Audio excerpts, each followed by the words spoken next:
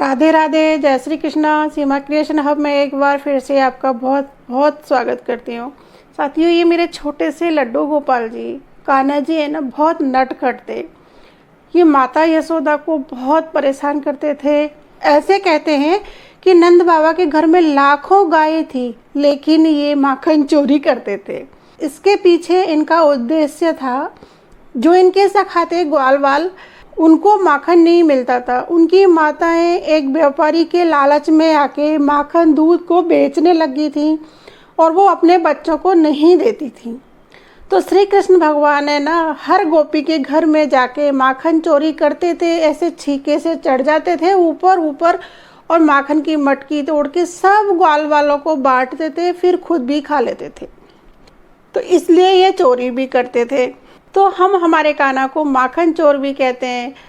सारी गोपियां रोज आके माता यशोदा से कान्हा की शिकायत करती। माता यशोदा तंग आ गई। एक दिन माता यशोदा को बहुत गुस्सा आया। उन्होंने कान्हा को ऐसे पकड़ा और एक ओखल लिया और उस ओखल से लेके उन्होंने कान्हा को बांध दिया। अब वो कान्हा को जब बांधने बैठती हैं तो वो रस्सी है ना 4 अंगुल छोटी पड़ जाती है। वो दूसरी रस्सी लाती है, उसमें जोड़ देती हैं, फिर भी वो रस्सी छोटी पड़ती है और रस्सी लाती हैं, उसमें जोड़ती है, लेकिन वो रस्सी कान्हा के इतनी छोटी पड़ती है। जब माता यशोदा कहती है, तू मुझे बहुत तंग करता है ना, अब बंध भी नहीं रहा ना, अब चुपचाप बंध जा, कितना परेशान करेगा मैया को। तो वहाँ पर कान्हा जी उस रस्सी से बंध जाते हैं। माता के कहने से वो उस रस्सी से बंध जाते हैं। अब कान्हा जी को बांध के माता यशोदा जी को भी चैन नहीं है। वो अंदर कमरे में बंद हो जाती हैं और एक रस्सी लेके खुद को बांधती है। तो कान्हा जी वही लीला कर रहे होते हैं, उनकी माता के भी रस्सी छोटी पड़ जाती है और वो भी नहीं बनते।